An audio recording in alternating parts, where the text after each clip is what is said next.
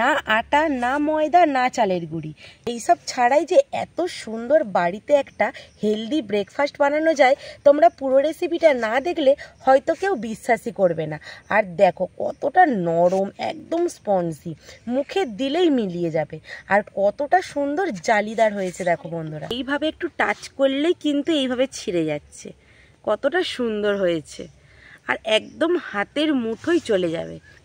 আমি কিচেনে তোমাদের অনেক স্বাগত জানিয়ে আমি চলে এসেছি প্রত্যেক দিনের মতো আজকেও একটা নতুন রেসিপিতে। আর আজকে তোমরা একটা নতুন জায়গা দেখতে পাচ্ছ। হ্যাঁ বন্ধুরা, আমি চলে এসেছি আমার গ্রামের বাড়িতে। এই গ্রামের বাড়িতে এসেই আজকে আমি তোমাদেরকে একটা রেসিপি শেয়ার করব, যেটা হলো বিনা তেলে একটা হেলদি রেসিপি, যেটা বাচ্চা থেকে বড় খাওয়া এই গরমের সময় খুবই ভালো। আর খেলে পেট ব্যথা হবে না, কোনো শরীর খারাপ হবে না। সামান্য একটু তেল দিলে এই রেসিপিটা হয়ে যাবে। এতটাই হেলদি হয় যে একবার বানালে বারবার বানাতেও ইচ্ছা করে, আর বাড়ির লোককে দিয়ে খাইয়েও খুব মন শান্তি হয়।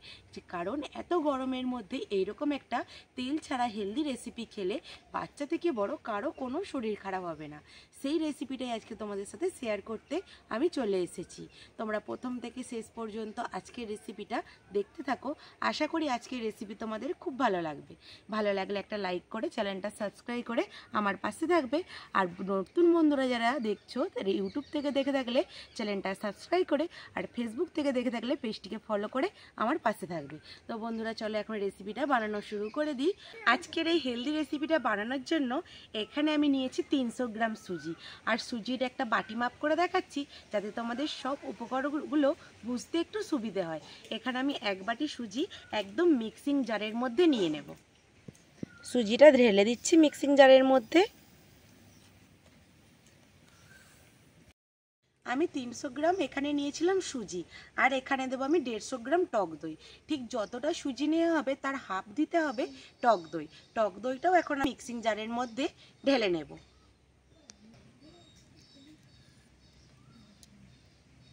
আর দেব এখানে 1 কাপ জল, এটাও মিক্সিং জারের মধ্যে দিয়ে দেব। আর নিয়েছি এখানে 1 চামচ চিনি, আর এখানে স্বাদ মতো লবণ। চিনি আর লবণটাও এখন আমি এই মিক্সিং জারের মধ্যেই দিয়ে দেব। চিনি 1 চামচ আর লবণ পরিমাণ মতো। মিক্সিং জারের এখন ঢাকনাটা এঁটে দিয়ে এটাকে ভালো করে আমি একটু পেস্ট করে নিয়ে চলে আসব।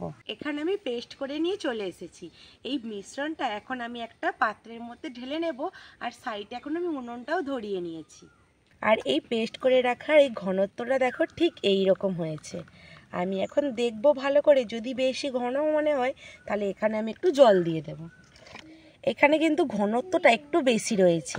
এখানে অল্প একটু জল আমি মিক্সিং জারের মধ্যে দিয়ে এইটা একটু ধুয়ে জল দিয়ে দেব। মিক্সিং জারটা ধুয়ে জলটা আমি এই ব্যাটারের মধ্যে দিয়ে দিলাম, দিয়ে এবার একটু ভালো করে মিশিয়ে নেব। এখন কিন্তু ঘনত্বটা একদম পারফেক্ট হয়েছে, কত সুন্দর হয়েছে। ঠিক এই রকমই ঘনত্বটা কিন্তু রাখতে হবে। এই দেখো, আমি খুব ভালোভাবে এইভাবে একটু মিশিয়ে নিয়েছি। এইভাবে একটু ফেটিয়ে নিতে হবে 2 থেকে 3 মিনিট। ভালো করে আমি এইভাবে একটু মিশিয়ে নিয়েছি। এইবার এখানে আমি দিয়ে দেব একটা ইনো। এখানে আমি একটা ইনো দিচ্ছি, তোমরা ইনোর বদলে এখানে বেকিং সোডাটাও দিতে পারো। বেকিং সোডাটা দিলেও কোনো অসুবিধা নেই। এখানে একটা ইনো আমি ভালো করে দিয়ে মিশিয়ে নেব।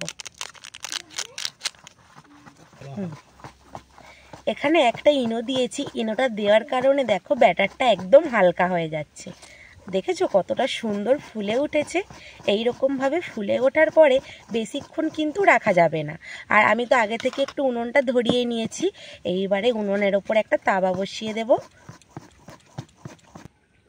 এখানে আমি একটা তাওয়া বসিয়ে দিয়েছি। আমি তো প্রথমেই বলেছিলাম কোনো রকম তেল ছাড়া, কিন্তু প্রথমে অল্প একটু তেলটা আমি ব্রাশ করে নেব। আর দেখো বন্ধুরা, আমি ঠিক কতটা তেল ব্রাশ করছি।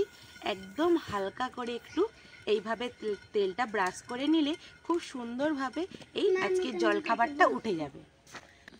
এই ব্যাটারটা এখন এরকম 1 হাতা করে এই তাওয়ার মধ্যে আমি দিয়ে দেব। আর এখন কিন্তু আঁচটা একদম হালকা রাখতে হবে। দেওয়ার পর আমি একটু হালকা করে এইভাবে একটু চাড়িয়ে নেব। আর এখানে চলে এসেছে, এটা আমার ভাগ্নি, ও চলে এসেছে, বলছে মামি তুমি কি রেসিপি বানাচ্ছ, আমি বসে বসে দেখবো বলে এখানে চুপ করে বসে রয়েছে, তাই তো? তোমার নাম কি বলে দাও একটু বন্ধু। ভালো করে বলো। বলেছো?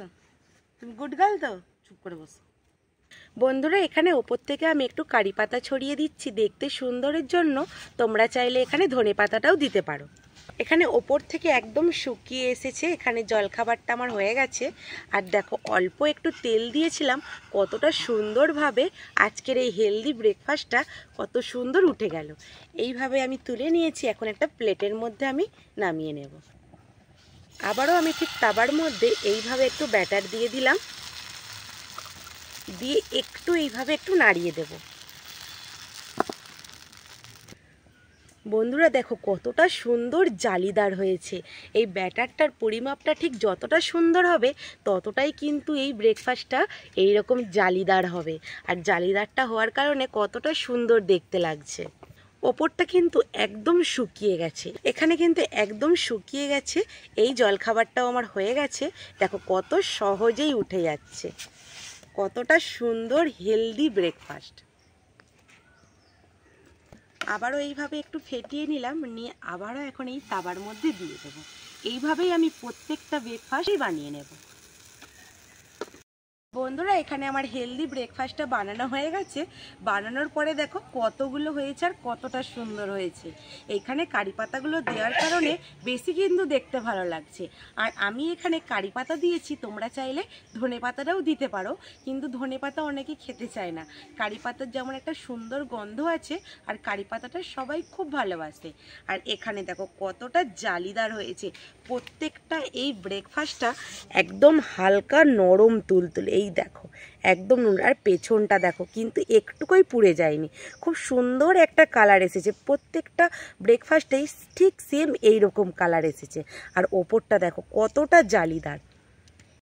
একটা ব্রেকফাস্ট আমি তোমাদেরকে কেটে দেখাচ্ছি কতটা সুন্দর হয়েছে, একদম নরম। এইভাবে একটু টাচ করলেই কিন্তু এইভাবে ছিঁড়ে যাচ্ছে, কতটা সুন্দর হয়েছে। আর একদম হাতের মুঠোয় চলে যাবে। এই রকম ব্রেকফাস্ট খেলে কোনো শরীর খারাপ হবে না। এই রকম গরমের সময় তোমরা ভাবো কি বানাবো কি খাবো, এরকম আটা ময়দা চালের গুঁড়ো ছাড়াই যে এতটা হেলদি, বাড়িতে সামান্য একটু থাকে যদি সুজি থাকলেই কিন্তু এই হেলদি ব্রেকফাস্ট হয়ে যাবে। আর এটা তোমরা বাচ্চাদেরকে টিফিন হিসাবেও দিতে পারো। আর এটা খাওয়ার জন্য দরকার সামান্য একটু সস, এই সস দিয়ে এই ব্রেকফাস্টটা খাওয়া হয়ে যায়। তো বন্ধুরা এইখানে দেখো দুজন বসে রয়েছে, এদেরকে আমি আগে দেবো। আর এটা যেহেতু আমি কেটে দেখিয়েছি, এটা কেউ ওরা খাবে না, এটা এখন সাইডে রেখে দেবো। আর এই দুজনকে আমি টেস্ট করতে দেব। একটা অর্ণবকে দিয়ে দেব, আর একটা দেব এখানে রয়েছে ভাগ্নি, ওকে না গরম আছে, আমি আস্তে আস্তে খাও। কেমন হয়েছে? ভালো। ভালো হয়েছে?